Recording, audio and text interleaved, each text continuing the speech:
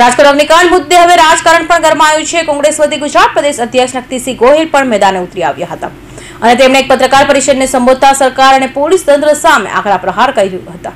તેમણે કહ્યું કે મુખ્યમંત્રી ભૂપેન્દ્ર પટેલ મારો પડકાર છે કે તેઓ આ ઘટનામાં જાતે નિર્ણય કરે અને પીડિતાઓને સારામાં સારું વળતર આપે, ગુનેગારો સામે આકરી કાર્યવાહી કરે। તમારે દાખલો બેસાડવાની જરૂર છે, લીપાથોપી બંધ કરવી જોઈએ, માનવતાના નામે કડકમાં કડક કાર્યવાહી કરો। જો કોઈ ઉચ્ચ અધિકારીઓની અગ્નિકાંડમાં સંડોવણી છે તો તેમની સામે કાર્યવાહી કરવામાં આવે। ગુજરાત કોંગ્રેસના પ્રમુખ શક્તિસિંહે કહ્યું કે જ્યારે પણ ધનિકો સામે કાર્યવાહી કરવાનો વારો આવે છે તો સરકાર કે પોલીસ દ્વારા ઢીલું વલણ આપવામાં આવે છે। જ્યારે ગરીબ વ્યક્તિ દ્વારા કોઈ ઝૂંપડું બાંધે કે પછી નાનકડો ઓટલો પણ બાંધવામાં આવે તો મહાનગરપાલિકાઓ દ્વારા બુલડોઝર જેવી કાર્યવાહીઓ કરવામાં આવે છે, પણ જ્યારે ધનિકો દ્વારા લોકોના જીવ સાથે ખિલવાડ કરવામાં આવે તો કોઈ કાર્યવાહી કેમ નથી કરાતી? અતિશય કરુણ ઘટના જે રાજકોટમાં બની અને ગેમ ઝોનમાં આગ લાગવાના કારણે સાચો આંકડો તો હવે આવશે, પણ મને હમણાં છેલ્લે મળેલી માહિતી મુજબ 30 વ્યક્તિઓએ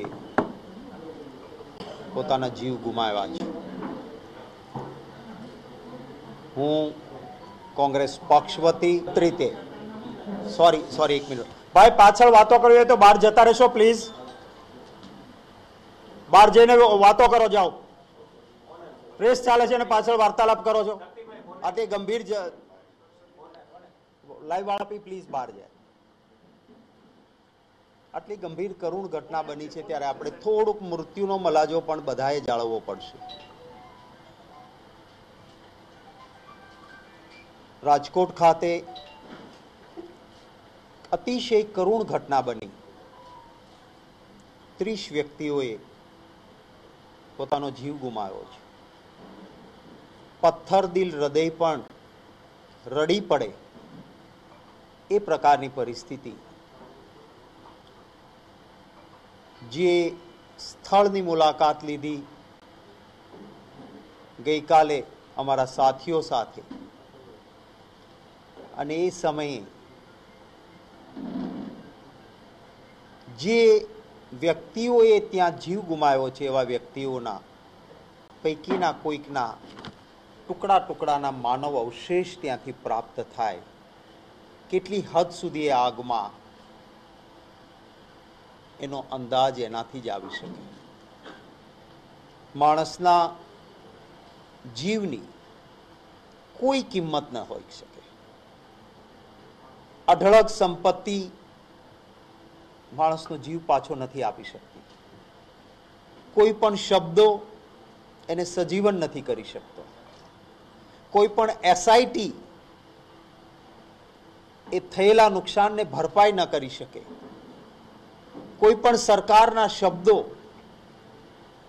એના માટે પૂરતા નથી હોતા।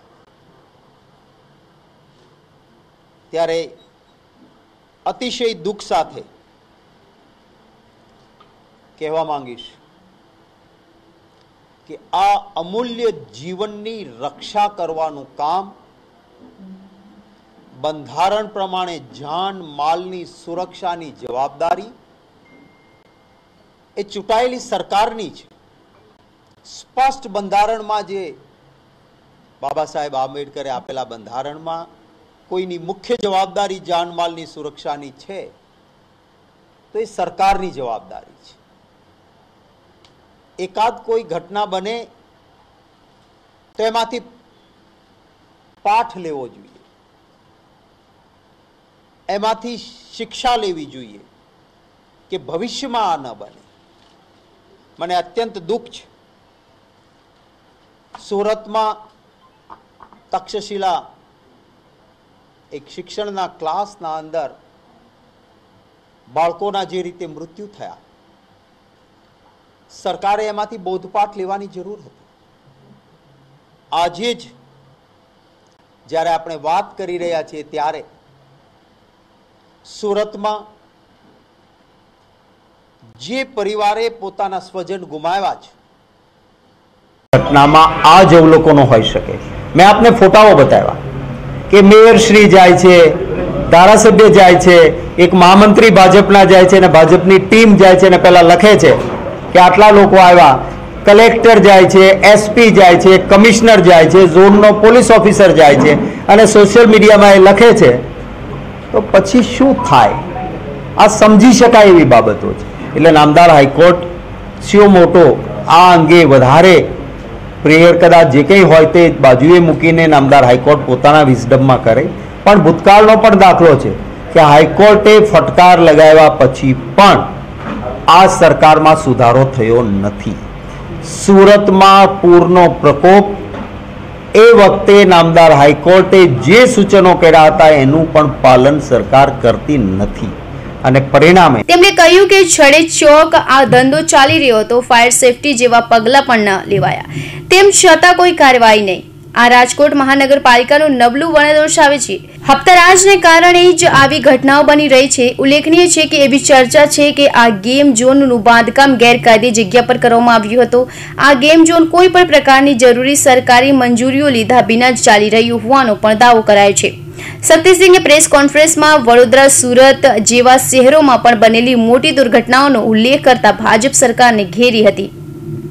Bureau report, Hind TV news, Surat.